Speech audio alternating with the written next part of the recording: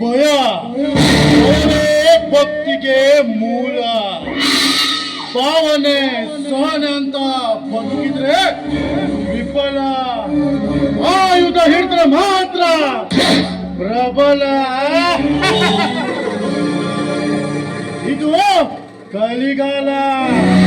ಭಕ್ತಿಯ ಹಲಗಿನ ಮೇಲೆ ಮೆತ್ತನೆಯ ಹೆಜ್ಜೆ ಇಟ್ಟು ಗಟ್ಟಿ ಬದುಕನ್ನು ಗೆಟ್ಟಿಸುವ ಕಲೆಯನ್ನ ಕರಗತ ಮಾಡಿಕೊಂಡ್ರೆ ಮಾತ್ರ ಬದುಕು.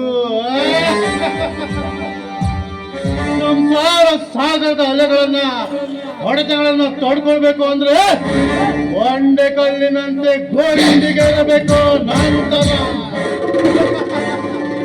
ಶೋಭ್ರಾ ಅಲಿಯಾ ಶೋಭಿ.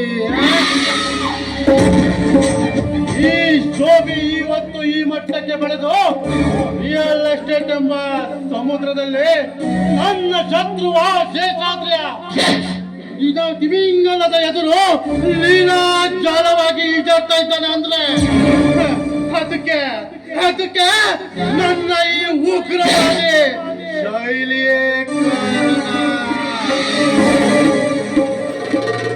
ಶೇಷಾದ್ರೆ ಏನು ಎಷ್ಟೇ ಎತ್ತರದಲ್ಲಿ ಹಾರಾಡುವ ಗರುಡನೇ ಇರಬಹುದು. ಈ ಶೋಭೆ ಯಾವತ್ತು ನಿನ್ನ ಮೇಲೆ ಒಂದು ಗುರಿ ಇಟ್ಟಿನ ಬೇಟೆಗಾರ ಕಡಲೆ. ಕಾರಣ ನನ್ನ ಅಣ್ಣನ ಸಾವು. ನನ್ನ ಅಣ್ಣ ನಿನ್ನ ಮಗಳನ್ನು ಪ್ರೀತಿ ಮಾಡಿಬಿಟ್ಟ ಎಂಬ ಒಂದೇ ಒಂದು ಕಾರಣಕ್ಕೆ ಅವನ ಬಾಳನ್ನೇ ಬೈಕ್ ಆಕ್ಸಿಡೆಂಟ್ ಎಂಬ ಬಲೆಗೆ ಬೀಳಿಸಿ ನೀನು ಹೊರೆಯಲ್ಲಿ ನಿಂತೆ. ಆದ್ರೆ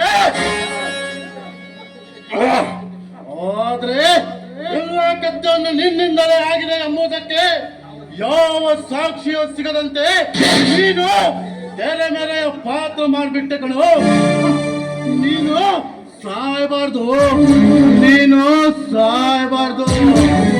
ನೀನು ಹಂತ ಹಂತವಾಗಿ ಕುಸಿದು ಬೀಳಲೇಬೇಕು.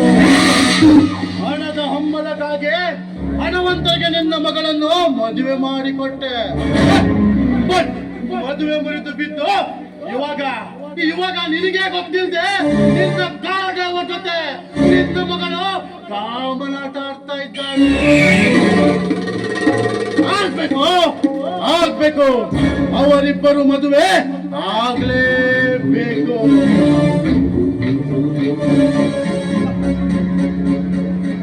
ನಿನ್ನಂತ ಸಮಸ್ತ ಆಸ್ತಿ ರೂಪದಲ್ಲಾದರೂ ಬಡವರ ಕಾಲ ಬುಡಕ್ಕೆ ಹೋಗಿ ಬೀಳಲೇಬೇಕು.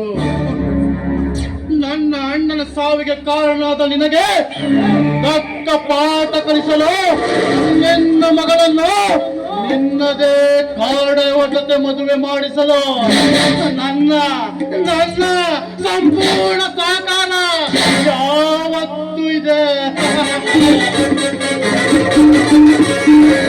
ಬೇಕಾದ್ರೆ ರಿಯಲ್ ಎಸ್ಟೇಟ್ ಉದ್ಯಮದ ಮರೆ ಸಿಂಹ ಕಡೆ ಶೋಭೆ.